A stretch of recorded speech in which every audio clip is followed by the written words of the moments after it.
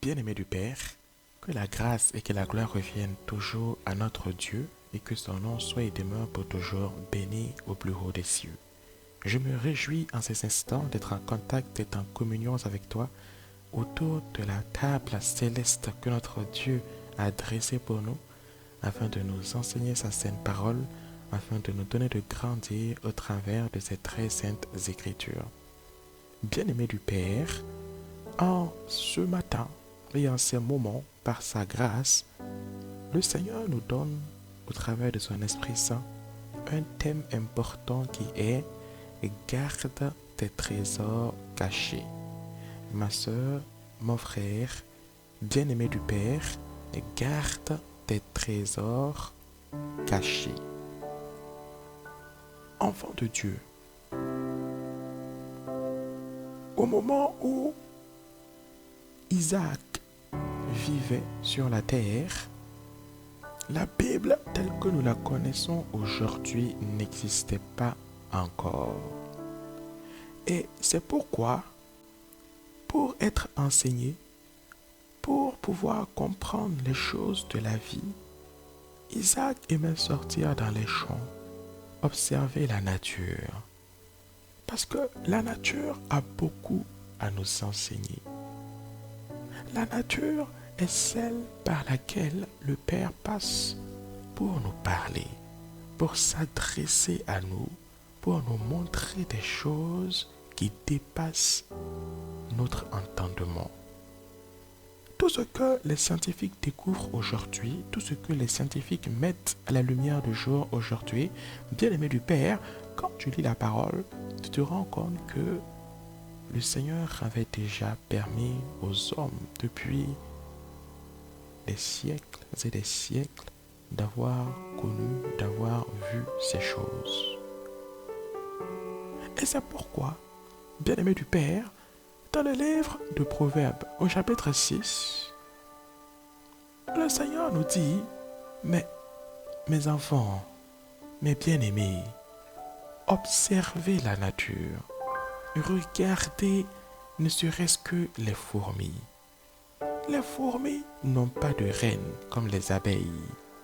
Ah, oui, depuis l'époque du livre des Proverbes, le Père nous révèle la structuration et l'organisation d'une fourmilière et d'une ruche. Aujourd'hui, les scanners perfectionnés, les caméras thermiques et tous ces outils de haute technologie et de high-tech permettent de confirmer ce que la parole de Dieu annonçait déjà il y a des siècles. Mais, bien-aimé du Père, c'est le Créateur des cieux et de la terre qui te parle au travers des saintes écritures. Qu'est-ce qu'il y a que tu puisses lui apprendre? Comment peux-tu montrer quelque chose que le créateur de la chose ne sache pas et ne connaisse pas d'avance? Les fourmis n'ont pas de reine, nous dit-il, comme les abeilles. Elles n'ont même pas de surveillant. Ah ah. Elles travaillent librement. En été, au moment même où elle a abondance de nourriture, elle songe à la saison morte et la moisson terminée, sa provision est faite. Ma sœur, mon frère, dans nos vies de tous les jours, apprenons à nous inspirer de ce que le Seigneur a mis devant nous. Cela semble tellement être une évidence que nous n'y prêtons pas attention. Garde, ma soeur, mon frère, tes trésors cachés. Pourquoi? Observe simplement une chose sur laquelle tu vis. Ce que nous voyons comme étant des choses qui sont inertes selon la science, le Père le voit comme étant des choses qui sont vivantes. Ce que tu vois sous tes pieds, ce que tu appelles la terre, que tu penses être un amas de sable et de pierres, est en réalité une créature de Dieu autant que toi et moi. Et cette terre sur laquelle nous marchons nous enseigne comment fonctionner aux yeux de notre Créateur. Cette terre que nous foulons, que nous talonnons, que nous piétinons, que nous maltraitons et que nous faisons souffrir, nous enseigne comment agir aux yeux du Père. Mais regarde la terre, bien-aimé de papa. La terre est composée de plusieurs couches. Il y a d'abord la couche superficielle que tout le monde voit, que toi et moi nous voyons avec nos yeux, que nous pouvons toucher, que nous pouvons tâter. Mais il y a aussi les couches inférieures que nous ne pouvons pas voir avec nos yeux et que nous ne pouvons pas sonder du regard. Mais la couche superficielle de la terre que nous pouvons voir, que nous pouvons observer du regard, cette couche nous fait du bien. Elle nous donne des arbres fruitiers, elle nous donne de la végétation à manger, elle nous offre de l'eau qu'elle retient ou qu'elle fait remonter depuis ses profondeurs. Elle nous permet d'avoir sur cet environnement, dans ce monde, un espace, un cadre de vie agréable, un cadre de vie idoine, un cadre de vie sans lequel la vie elle-même n'existerait pas. La partie superficielle de la Terre, la partie superficielle de la planète est bonne. Elle est même très très bonne. Si cette partie superficielle était composée, ma soeur, mon frère, de lave ardente et de chardon fumant uniquement, bien-aimé du Père, il n'y aurait personne qui puisse et qui aurait pu vivre et survivre sur cette terre. Depuis longtemps, nous aurions tous déjà disparu. Mais c'est parce que cette partie superficielle de la terre est magnifique et merveilleuse, qui lie pilules, nature, végétation, animaux et même les hommes. Ma soeur, mon frère, Dieu a créé tout ça pour l'homme. C'est pourquoi, même en l'absence de l'homme, la nature continue d'évoluer librement et aisément. L'homme n'est pas nécessaire au bien-être de la nature, mais c'est plutôt l'inverse. L'homme a besoin de la nature pour vivre et exister en paix. Pourquoi? Parce que Dieu a créé la nature pour l'homme et non pas l'inverse. C'est pour ton bien et pour mon bien que nous avons ces végétations, que nous avons ces arbres, que nous avons tout ce que nous voyons autour de nous.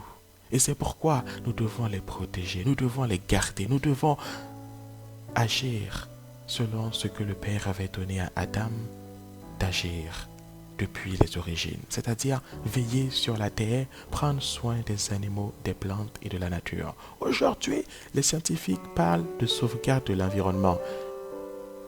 Ma soeur, mon frère, la sauvegarde de l'environnement, c'était la mission d'Adam sur la terre. Tout ce que le Père avait demandé à Adam dans le jardin d'Éden qui était si beau et si merveilleux, c'était simplement de prendre soin de la nature. C'est pourquoi aujourd'hui, quand tu observes beaucoup de gens, ils sont malheureux dans leur lieu de service. Ils sont tristes derrière les écrans d'ordinateur. Mais sors-les de leur bureau, amène-les dans la forêt, dans la brousse, au milieu des arbres et des animaux, et automatiquement ils deviennent heureux. Pourquoi? Parce qu'ils sont reconnectés aux origines. Ils sont reconnectés à leur raison d'être sur la terre. Et c'est pourquoi la plupart des scientifiques, des grands médecins, conseillent à ceux qui font ce qu'on appelle des burn-out ou qui commencent à craquer psychologiquement, de faire quoi? Des excursions dans la nature. Pour aller faire quoi? Pour aller se ressourcer. Mais ces techniques scientifiques qui datent d'aujourd'hui du 21e siècle, le Père l'avait déjà manifesté depuis l'Antiquité. C'est pourquoi le Père nous dit qu'il n'y a rien de nouveau sur la terre, parce que tout ce que nous voyons, que nous découvrons, est nouveau pour nous, mais bien connu par lui. Et par ceux à qui il a fait grâce, depuis le temps passé, de recevoir ces révélations et ces connaissances-là. Ma soeur, mon frère, la partie superficielle donc de la terre te donne toutes ces merveilles et tous ces bienfaits. Oui. À l'image de la terre, ta vie sur terre doit être ainsi. Comment agir face à ton prochain? Comment te comporter face à autrui? Bien-aimé du Père, agis comme la terre. Donne-lui ce qui est bon et ce qui est merveilleux de ta personne. De la même manière que la terre pourvoit par la grâce du Père à ta nourriture, pourvois autant que tu le peux par la grâce du Père aux besoins de ton prochain, d'une quelconque manière que cela soit. De la même manière que la terre te donne son eau à boire, ne refuse pas à quiconque a soif de lui offrir aussi de ton eau à boire. De la même manière que la terre te donne de bons fruits, des fruits sucrés, des fruits savoureux, avec des parfums de vanille, des parfums de tout ce que l'on puisse imaginer. De la même manière, fais du bien à ton prochain. Donne-lui ce qu'il y a de beau, ce qu'il y a de bon en toi. Offre-lui ce que tu peux faire pour le faire du bien. Oui, la terre nous enseigne par la grâce du Père. Maintenant, bien-aimé du Père, après la couche superficielle, la terre a une couche inférieure, une couche cachée, une couche que tu ne peux pas voir avec tes yeux, que tu ne peux pas sonder du regard. Tu as beau avoir une acuité visuelle à 10 sur 10, ou même à 11 sur 10, si on pourrait dire, tu ne peux pas à l'œil nu voir ce qu'il y a sous la couche superficielle de la terre. Oui. Et c'est dans cette partie de la terre, invisible à tes yeux, que se cache quelque chose. Que se cache ce qu'on a appelé par la suite les trésors. Les trésors, c'est quoi, ma soeur, mon frère? Les trésors, ce sont toutes ces pierres précieuses, tous ces métaux, l'or, le saphir, le rubis et toutes ces choses qui sont enfouies, qui sont cachées dans le manteau de la terre, qui sont cachées sous la superficie, sous la surface visible de la terre. Oui, les trésors ne sont pas superficiels. Les trésors sont sous la partie visible de la terre. C'est pourquoi on ne dit pas ramasser l'or, on dit quoi? Extraire l'or. C'est pourquoi on ne dit pas chercher les pierres précieuses. On dit quoi? Creuser. Creuser pour fouiller, pour trouver ces pierres précieuses. Parce qu'elles sont cachées. Parce que personne ne peut s'asseoir avec une carte ou avec un dictionnaire pour en 1 minute chrono top trouver des trésors, de l'or, des diamants et des pierres précieuses sous la partie superficielle de la terre. C'est pourquoi tu dois aussi faire attention à toi, bien-aimé du Père. Oui, tu dois aussi avoir une partie cachée de ta vie. Tu dois aussi avoir une partie voilée de ton existence. Tu dois savoir faire la distinction claire et nette, mettre une ligne rouge claire et nette entre ce qui est superficiel, ce qui est visible par tous et ce qui doit être caché au regard des autres, ce qui doit être voilé, masqué au regard des autres. Ma soeur, mon frère, il en va de ta vie. Il en va de ton espérance de vie et il en va de ta vie céleste, de ta vie dans le royaume après ton passage sur la terre. Tu n'apprends pas. caché tes trésors, à masquer, à voiler l'or et les diamants que le Père t'a donnés. Si tu n'apprends pas à les mettre dans les profondeurs, là où les regards ne peuvent pas les voir et les observer, tu risques de courir à ta perte. Aujourd'hui, Satan a compris ça. Satan a compris que le Père a mis des trésors en tout un chacun. Maintenant, qu'est-ce qui se passe? L'ennemi, comme il est rusé, comme il ne peut pas amener le peuple de Dieu à pécher ouvertement, il passe par des circuits. Il passe par des séductions, par des voies détournées au travers desquelles on ne le verrait pas agir. Il passe par ce qu'on appelle aujourd'hui les réseaux sociaux. Les réseaux sociaux sont une très bonne chose, mais quel est l'usage qui en est fait? C'est là que réside le problème.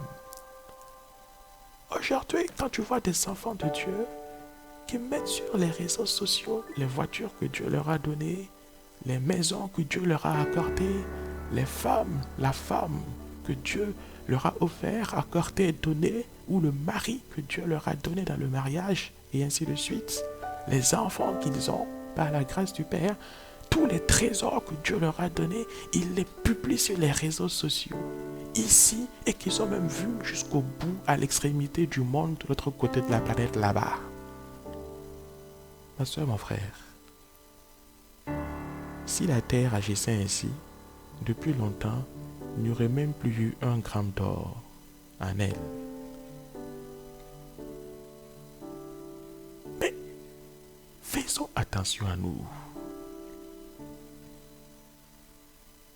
Est-ce ta mission sur la terre de présenter aux yeux de tous tout ce que Dieu t'a donné? Quel est cet homme qui va se lever et sortir de la banque avec son relevé bancaire en disant à tout le monde dans la rue: regardez mon relevé bancaire, voici ce que j'ai dans mon compte. Mais ce n'est pas que cela est interdit par la loi. Mais tu sais très bien que si tu fais ça, si jamais il y a des trésors dans ton compte bancaire là, ta vie va faire quoi? Mais ta vie sera en danger immédiat. Parce que autour de toi, ceux qui ne sont pas bien intentionnés vont faire quoi? Mais ils vont te prendre pour cible. Et tu ne sais pas ce qui pourrait t'arriver. Ni à toi, ni à ta famille. Bien-aimé du Père, quand tu prends les États et les gouvernements, est-ce que tu as déjà vu un président sortir sur les réseaux sociaux et puis mettre les vidéos et les photos de tout son arsenal militaire? Non. Parce que s'il fait ça, il sait que qu'est-ce qui va se passer? Il met son pays en danger. Soyons sages. Bien-aimés du Père, soyons sages. En tant qu'enfants de Dieu, soyons sages. N'exposons pas nos vies à l'ennemi. L'ennemi, ce n'est pas seulement les hommes et les femmes que tu vois avec tes yeux qui sont dirigés par les esprits méchants. Non. L'ennemi, c'est aussi l'esprit méchant lui-même, le diable. Le diable ne sait pas forcément tout de ta vie. Les démons ne savent pas forcément tout de ta vie. Les révélations que le Père te donne, les biens que le Père te donne, les promotions que le Père te donne, le diable n'est pas forcément au courant de tout. Non. Mais à chaque fois que tu publies ces choses-là, à chaque fois que tu montres ces choses, que ce soit dans tes paroles ou au travers des réseaux sociaux ou autres, mais tu t'exposes, tu deviens une cible pour ces esprits méchants, pour ces puissances des ténèbres. Tu te transformes mais tu deviens automatiquement une cible ambulante pour eux. Sois vigilant, sois prudent. Ce que ton Père veut, c'est que tu vives en paix, c'est que tu vives heureux et c'est que tu vives prospère. La volonté de Dieu n'est pas que tu sois dans la souffrance, dans le manque, et que tu manques de tout ce qu'il te faut. Non, la volonté du Père, c'est que tu sois épanoui, c'est que tu demeures dans sa présence, gai et joyeux. Bien-aimé du Père, nous allons dans le livre de 2 Rois, au chapitre 20, et nous lisons ensemble du verset 12 au verset 17. 2 Rois chapitre 20, verset 12 au verset 17. C'est le passage principal de cet enseignement que le Seigneur vient de nous accorder. Je ne dis pas de t'accorder parce que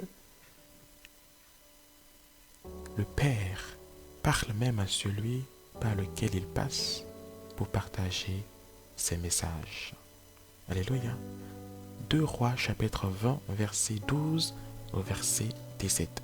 Nous lisons, tiens, ensemble. Si tu as la parole du Père à tes côtés, je t'invite à la prendre afin que nous la mangeons ensemble. 2 Rois chapitre 20, verset 12 à verset 17. Nous lisons, bien-aimé du papa, bien-aimé du Père.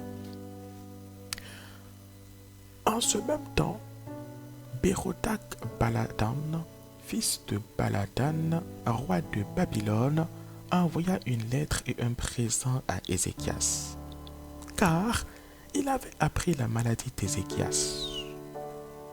Ézéchias donna audience aux envoyés et il leur montra le lieu où étaient ces choses de prix, l'argent et l'or, les aromates et l'huile précieuse, son arsenal et tout ce qui se trouvait dans ses trésors.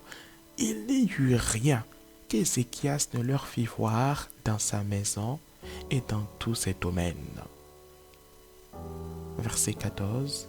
Ésaïe, le prophète, vint ensuite auprès du roi Ézéchias et lui dit, qu'ont dit ces gens-là? Et d'où sont-ils venus vers toi? Ézéchias répondit, ils sont venus d'un pays éloigné de Babylone. Ésaïe dit encore, qu'ont-ils vu dans ta maison? Ézéchias répondit, ils ont vu tout ce qui est dans ma maison. Il n'y a rien dans mes trésors que je ne leur ai fait voir. Alors, Ésaïe dit à Ézéchias, écoute la parole de l'Éternel. Voici, les temps viendront où l'on emportera à Babylone tout ce qui est dans ta maison et ce que tes pères ont amassé jusqu'à ce jour. Il n'en restera rien, dit l'Éternel. Ma sœur, mon frère, ce n'est pas la volonté de Dieu dans ta vie ni dans la mienne que ce qui est arrivé à Ézéchias nous arrive. La volonté du Père, bien-aimé de Dieu, c'est que tu sois épanoui dans sa grâce. Alors, garde chaudement, garde précieusement cet enseignement que le Père vient de nous donner. Tu peux le partager à ton prochain, à ton frère ou à ta soeur qui ne l'a peut-être pas encore entendu. Et tu dois, je ne dis pas que tu peux, mais tu dois prier pour tes frères et sœurs en Christ qui, recevant ce message, refusent de suivre la parole de papa, refusent d'accomplir la parole de papa. Prions tous ensemble pour tout un chacun d'eux et conformons-nous aux enseignements de notre Père céleste. Soyons vigilants dans ce 21e siècle où l'ennemi passe par des voies détournées pour séduire même les élus dans le peuple du Père. En sachant que le Père nous aime, que le Père a pour nous des projets de bonheur et non de malheur, de vie et non de mort, afin de nous donner un avenir heureux et de l'espérance. Telle est sa parole, telle est sa volonté. Bien-aimé du Père, voici ce que papa avait prévu de nous enseigner en ces instants, au travers de son Esprit Saint, au travers donc de ce thème important qui est garde tes trésors cachés. Oui, garde tes trésors cachés. Et que le Seigneur ne cesse de faire fructifier ces trésors dans ta vie. Qu'il ne cesse de t'élever, de te faire grâce et de t'accorder toujours sa sagesse dans ta vie. Que son Esprit Saint demeure et habite pour toujours en toi et que tout en toi lui donne éternellement gloire. Béni soit le Père, oui, béni sois-tu Papa, Merci pour cette parole nourrissante et vivifiante que tu nous as donnée. Fais-nous grâce de toujours nous conformer à elle et à toujours marcher avec toi dans tes voies et dans ta très sainte volonté. Donne-nous, Seigneur, de réjouir ton cœur à chaque instant que tu nous donnes, de respirer et de vivre sur cette terre, et que tout à nous soit et demeure éternellement pour toi seul. Seigneur, merci beaucoup. Merci pour nos frères et nos sœurs de par le monde entier en ces instants.